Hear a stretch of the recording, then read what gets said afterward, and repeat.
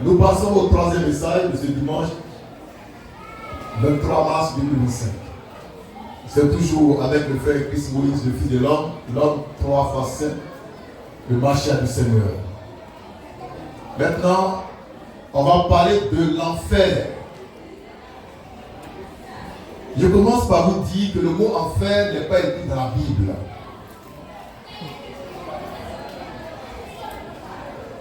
Le mot enfer n'est pas écrit dans la Bible. Donc tous les biblistes, ils disent que eux, c'est ce qui est dans la Bible, ils prêchent. Ils ne vont pas vous montrer dans la Bible là, où on a écrit le mot enfer.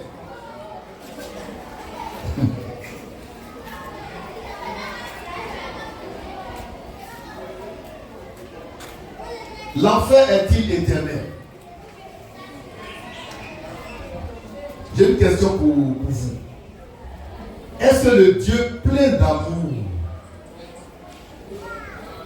plein de miséricorde, plein de bienveillance, plein de grâce peut envoyer quelqu'un dans un feu qui brûle jusqu'à ça finit pas? Le Dieu plein d'amour, il peut faire ça?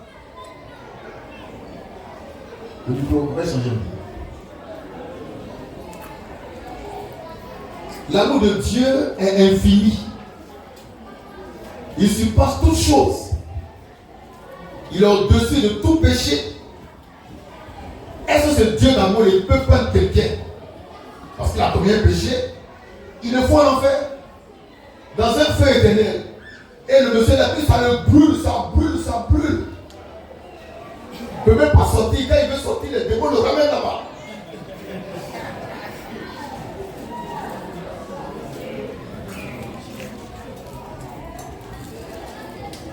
Qui veut causer avec moi?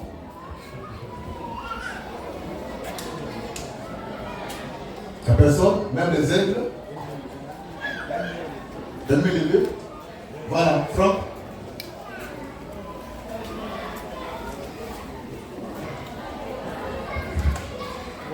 Vous pensez que Dieu peut faire ça? Non, nous parlons du Dieu plein d'amour. Il est plein de ça. Amour là, ça couvre l'univers. Ouais, Dieu peut faire ça parce que Dieu même est Dieu. Donc c'est pas quelqu'un qui a péché pour l'envoyer en enfer. Si quelqu'un t'envoie en enfer. Ah bon? Il dit Dieu est un tueur. Amen. Merci. Dieu, effectivement, bien qu'il soit plein d'amour, de grâce et de miséricorde, peut envoyer quelqu'un en enfer. Pourquoi? Il est aussi le Dieu de justice et de sainteté. Maintenant, est-ce que Dieu peut prendre son propre enfant qui a commis un péché grave, le mettre en enfer, le temps de le corriger, puis le retire pour l'éduquer? Mathieu, tu viens? Thiro?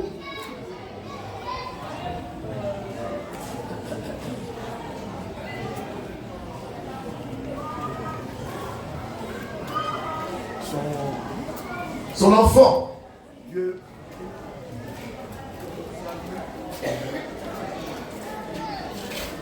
Son propre enfant.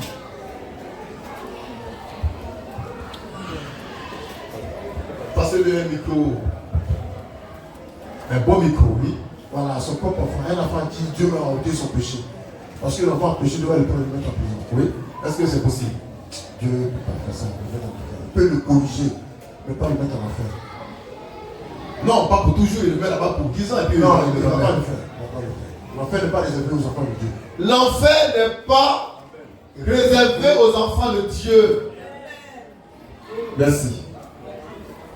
Le paradis est réservé aux enfants de Dieu, aux fils de Dieu, aux filles de Dieu. L'enfer là, c'est pour les enfants du diable. Maintenant, qui a le pouvoir d'envoyer les gens en enfer?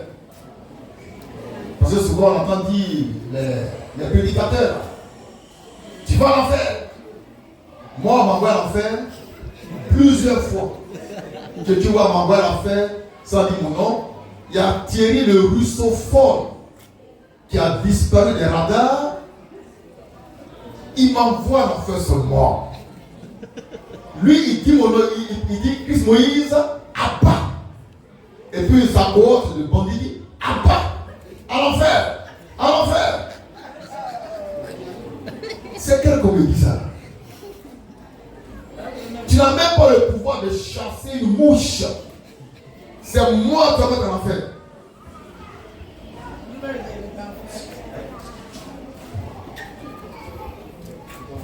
Que nous sommes dit. Je reprends pour dire que l'enfer est réservé au diable, à ses anges et aux enfants du diable. Dieu a créé ça pour eux spécialement. Le paradis est réservé aux enfants de Dieu, aux fils et filles de Dieu.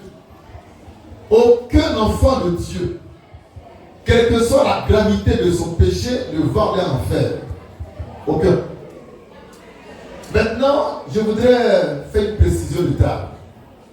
N'allez pas croire que les chrétiens iront au paradis. Ne croyez pas ça. Aucun chrétien ne va aller au paradis. Le paradis est réservé aux enfants de Dieu, aux fils de Dieu, aux filles de Dieu et non aux chrétiens. On fait peur que le chrétien, c'est lui, le paradis est pour lui. Le paradis, Dieu n'a pas préparé ça pour les chrétiens. Mais c'est pour ses élus. C'est pour ses enfants. C'est pour ses fils et ses filles. Maintenant, quelle est la condition sine qua non à remplir pour pouvoir entrer au paradis? Ça, c'est important. Condition première qui conditionne les conditions secondaires se trouve dans Matthieu 7, 21 à 23 et dans Jean 6, 40. N'entre pas au ciel qui veut. Lecture. Matthieu 7. Matthieu 7. Verset 21 à 23. Oui. Ceux qui me disent Seigneur, Seigneur. Ceux qui me disent Seigneur, Seigneur, n'entreront pas tous n'entreront pas tous dans le royaume des cieux. dans le royaume des cieux. Mais celui-là seul qui fait la volonté de mon Père, qui fait la volonté de mon Père, est dans les cieux. qui est dans les cieux. La question qu'on se pose, quelle est cette volonté du Père Céleste qu'on fait et puis qui nous conduit au ciel? Réponse dans Jean 6, 40. Qu'on lit maintenant. Jean 6, 40. Jean 6, 40. La volonté de mon Père, Jésus parle en disant, la volonté de mon Père, c'est que quiconque voit c'est que quiconque voit le Fils et croit en lui et croit en lui est la vie est éternelle. la vie éternelle. Donc, quelle est cette condition qu'il faut remplir pour entrer au ciel? Il faut voir le Fils de l'homme et croire en lui pour pouvoir entrer au paradis. C'est ça que Jésus appelle faire la volonté de mon Père qui est dans les cieux. C'est bon? Or, la plupart des chrétiens, les chrétiens, ils font dans les 2 à 3, 4 milliards sur la terre. Vérifiez, hein? Ils sont nombreux. Ils sont nombreux. Les chrétiens catholiques, les chrétiens méthodistes, les chrétiens aristes, les chrétiens mormons, les chrétiens abondioïstes, les chrétiens... Ils sont nombreux. Ils ont oublié la terre. Et tous, ils disent, ils vont au paradis. Et tous. Aucun chrétien ne va dire, il va en enfer. Eux tous, ils sont déjà au paradis même. Or, Jésus dit, pour aller au ciel, il faut faire la volonté de son Père qui est dans les cieux. Et il dit dans Jean 6, 40 que cette volonté consiste à voir le Fils de l'homme et à croire en lui. Mais combien de chrétiens voient ou ont vu le Fils de l'homme? Zéro, à part nous. Amen. À part nous. Merci. La volonté de mon Père, Oui. c'est que quiconque voit C'est que quiconque voit le Fils le Fils et croit en lui et croit en lui est la vie éternelle. est la vie éternelle. Or, avant de pouvoir entrer dans le ciel, il faut d'abord avoir la vie éternelle. Donc, ça veut dire que tu as déjà vu le Fils de l'homme, tu as cru en lui. Ils vont dire, non, ici, là, Jésus parle de lui-même. Jésus-Christ de Nazareth. Très bien, prenons ça. Tu l'as vu? Est-ce que tu l'as vu? Ils vont dire, non, ici, là, non, Jésus parle de lui-même. On a posé comme ça, et puis c'est ma femme qui a posé avec une femme témoin de Jéhovah. Elle dit, non, ici, là, Jésus parle de lui-même. Je dis, très bien. Madame, vous l'avez vu, c'est Jésus là? Elle dit non. Non. Donc tu vas l'en faire. Frère, quiconque voit le Fils de l'homme de son temps, qui représente Jésus-Christ, le vrai Fils de l'homme, est déjà au paradis. Sa place est réservée. Et c'est par inspiration et révélation qu'on reconnaît le Fils de l'homme de son temps. Si Dieu t'a pas ouvert l'esprit, les yeux, tu ne le verras jamais. Tu vas le diaboliser même. Qui sait que les Juifs attendaient l'avènement de Jésus-Christ? Le Dieu d'Abraham, de Moïse, d'Isaac. Ils attendaient ce Dieu-là sur terre. Ils prêchaient là-dessus. Le psaume 42, le psaume, ils récitaient les sons par cœur. Et ils partaient au tabernacle, ils appellent ça les degrés, les escaliers, ils montent comme ça. Puis ils vont maintenant en recherche de l'Éternel qui vient sur une nuée blanche. Mais quand Dieu est venu, il ne l'a point reconnu, ni connu.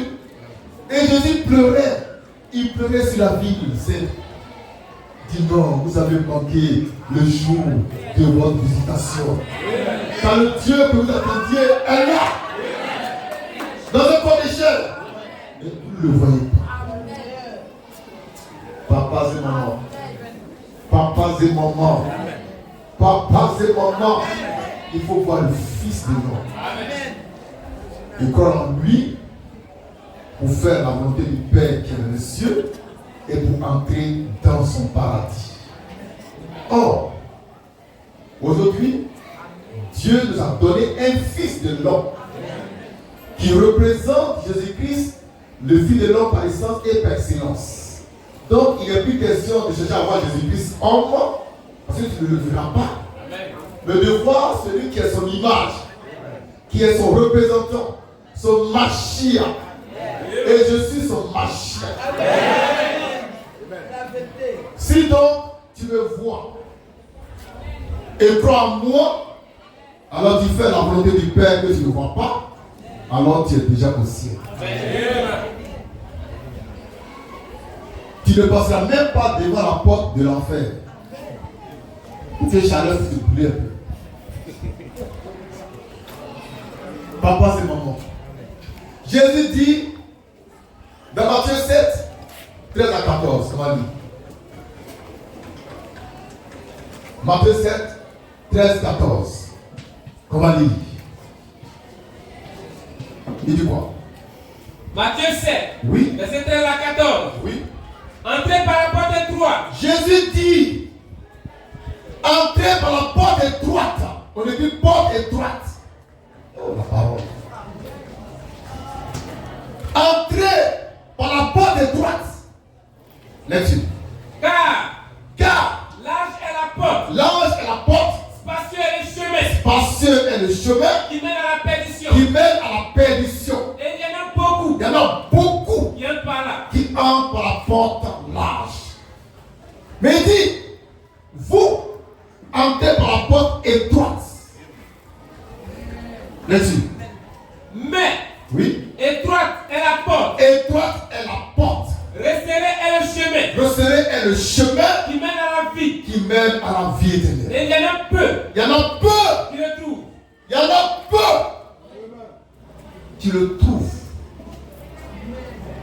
Les gens pensaient que pour aller au paradis, c'est une question de foule. Donc ils vont prendre les 10 bords. Les ânes béton au bélier pour remplir l'église. Et puis il faut tomber les gens. Il y a un là. Il y a un là, c'est un footballeur qui ça. Donc qui tombe. Là, qui tombe. Il fait aide de pigeon. Qui tombe.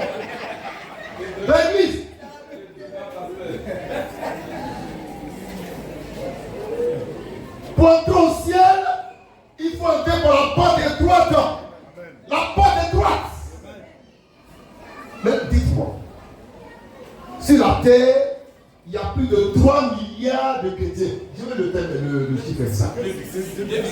Voilà, le chiffre exact. 2020, il faut écrire 2,6 milliards. 2,6 milliards de chrétiens sur la terre. En 2020, on a vu le gars, ça a augmenté encore. Mais je dis quoi? Il y a très peu qui vont trouver la porte étroite. Très peu. 2 milliards de personnes. 2 milliards. C'est trop.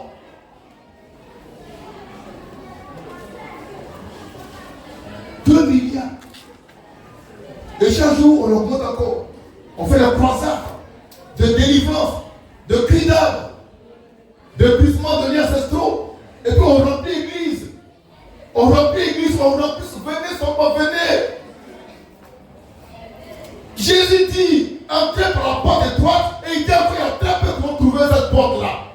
Les gens pensaient que Jésus parlait de lui seulement.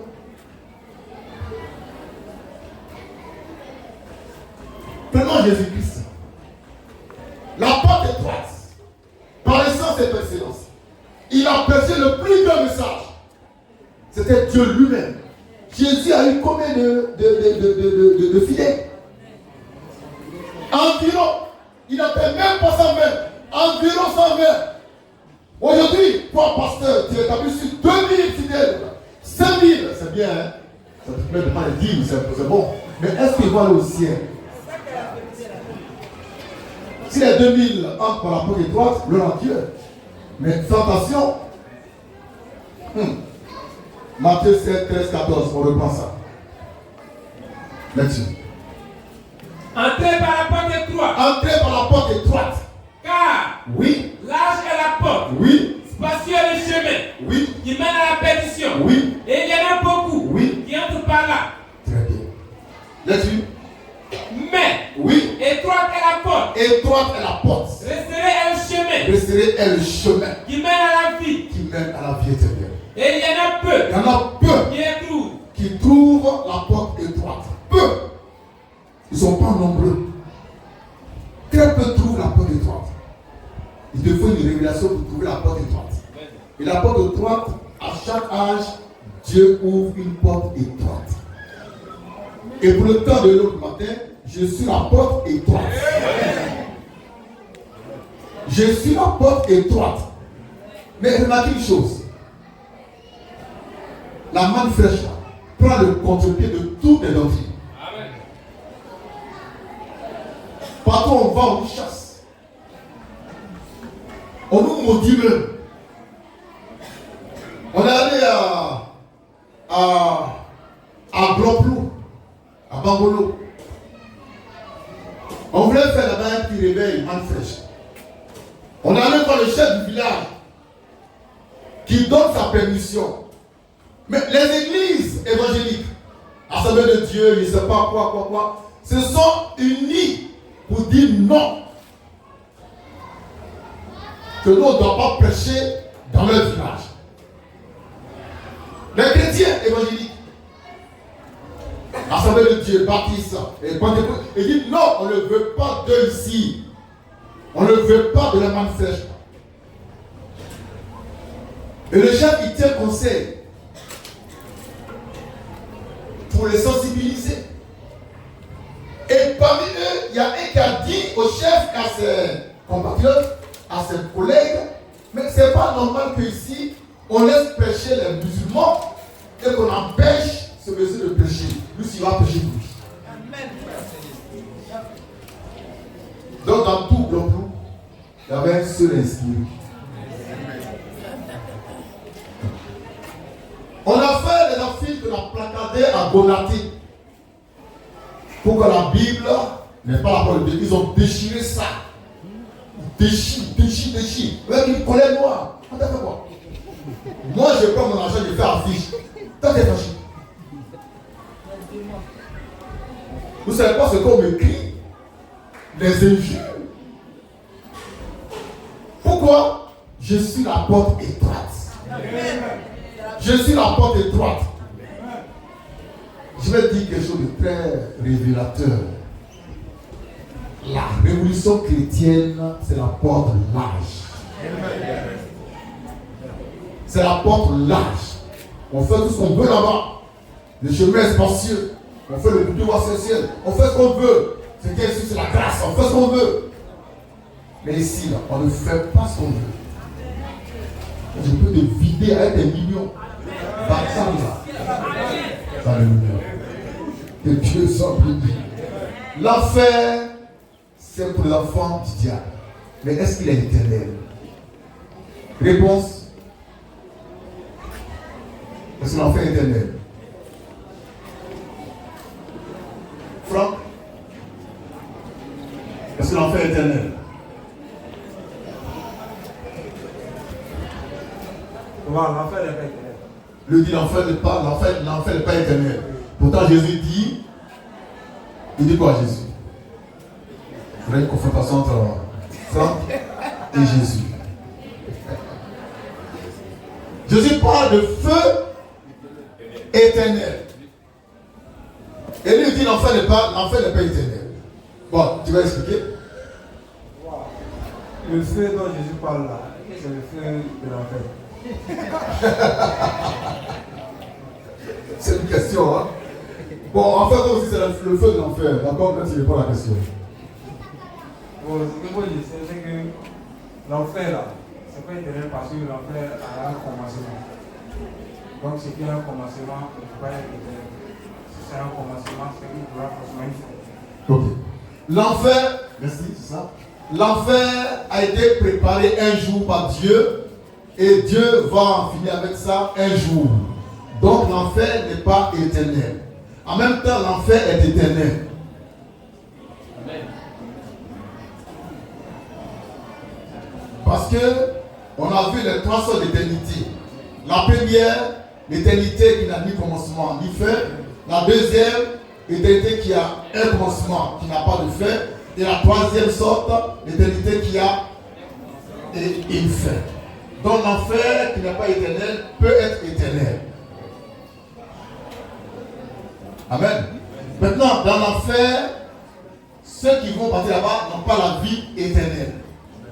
Donc tu ne peux pas avoir cette vie là-bas dans un coin qui n'est pas éternel.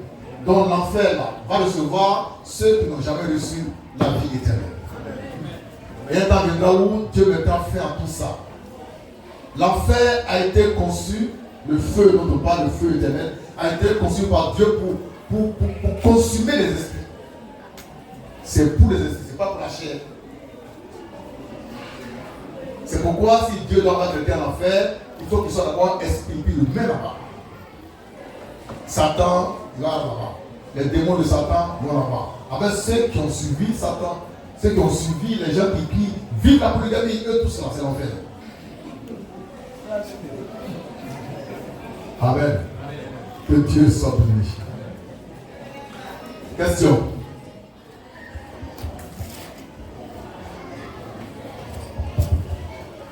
Merci.